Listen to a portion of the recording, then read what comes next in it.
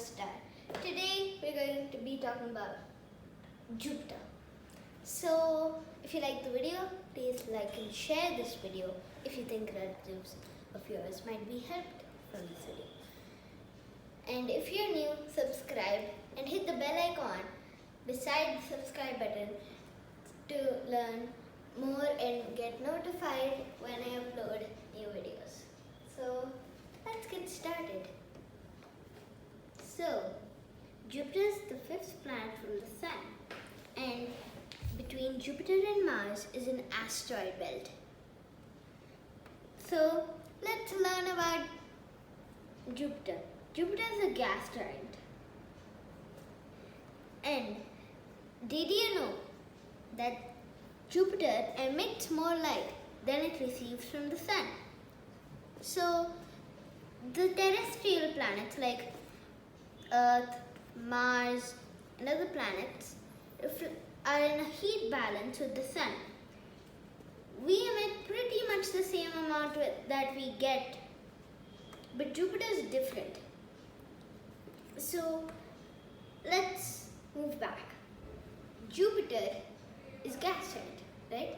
When a gas cools, it contracts, which meant that Jupiter cools and contracts.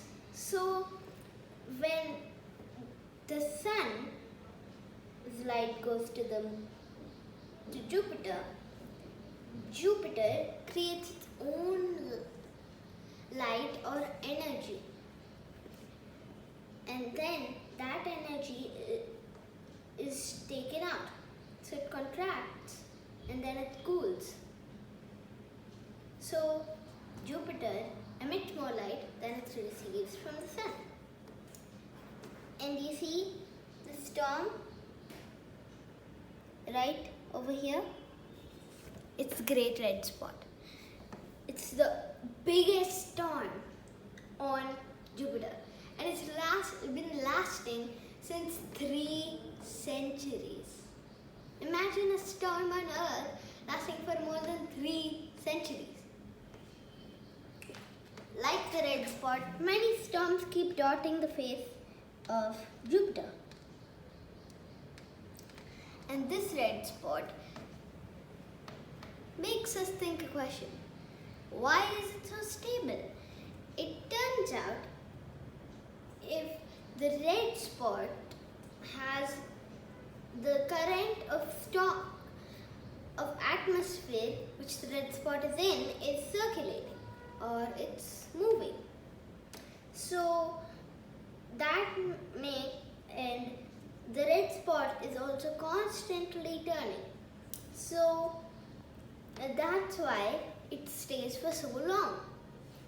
And the red color of it might be due to cyanide-like molecules. Okay, let's move deeper. The more down you go into Jupiter's atmosphere to find the surface, depth increases and the possibilities of dying is more, because there are so many storms on Jupiter because it's a gas giant, and all of these storms are controlled by Jupiter's heat which it produces. So all of these storms might kill you, but if you try to find a surface on Jupiter, you'll never find one because it doesn't have a proper surface. You will go down the atmosphere, which is about 10,000 kilometers or 10,000 million kilometers down depth. You will never reach it because under all of this atmosphere, there's metallic hydrogen. See, we know that hydrogen is a gas, and if it gets very cold, it turns into a liquid. But under the ridiculous pressures going deep inside Jupiter, hydrogen goes under this strange formula. Individual atoms atoms don't hold on to their electrons but share them. This means that hydrogen can conduct electricity.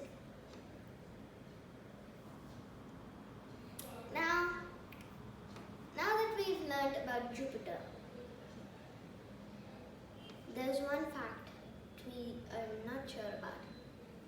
We don't know whether Jupiter actually has a core. The reason is because under all of these pressures, it's very hard to find out whether it has a core or not, and what material the core is even made out of if it has one. There are two explanations to this. One is that we think early on Jupiter's formation, billions of years ago, there were many planets, even more than 9, including Jupiter and Pluto. More than 9 planets, and there were so many planets which could gain life, like Earth, proto-Earths, that's what they call them. So, Jupiter must have collided and stuck together. All of those planets must have stuck together to really kickstart Jupiter's growth. If that were the case, Jupiter must have started with a core, and then it drew all of those planets, then it drew all of that gas which made the giant we see today.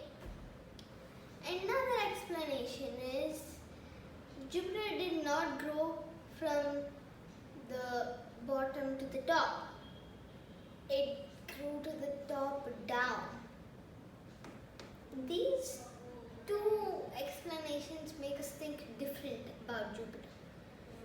So if we study Jupiter more carefully and figure out which one is right, we may be close to learning that maybe Jupiter has life different from Earth. So this is how Jupiter's atmosphere looks. Now let's go on to the 4 Galilean moons, the 4 big ones of Jupiter. So the biggest one of all is Ganymede. Ganymede is pretty much like our own moon, and it's a terrestrial planet, or what we can say moon, and it's mostly out of rock and ice. The second planet is here, Io. We thought that Io might just be a plain planet without any eruptions. But one of the NASA spacecrafts or satellites was going around Io and saw another moon behind it. They thought that it was a moon, and Io must have been a planet which turned into a moon with a submoon. But they were wrong. It was like a volcano. The volcano's plume shooting out in the sky, turning into a wide arc, which made it look like a moon. So Io is the most volcanic thing in the universe, or in our solar system. The next one is this one. It's the most smallest, and this has no volcanoes, but there's a twist. It has water volcanoes, and it has salt. It's like rich with salt. So we think that this has a little bit water or oxygen. And this is the most best out of all, Europa. This is the most exciting moon out of all. So this moon has an underwater ocean. As you can see, it looks looks like it has no water at all and it's dried up. But all of these cracks are found to be rich with salty material. And Europa has everything to spawn life. If Earth has this spark which happened and life came, then why not the same spark happen on Europa? We think that Jupiter is very far from the habitable zone of the Sun. But still, there is Europa, all wet. It's a great example that we need to let our ideas breathe a little bit. And we should let them spread out of the boundaries we set for them. So, that's all for today.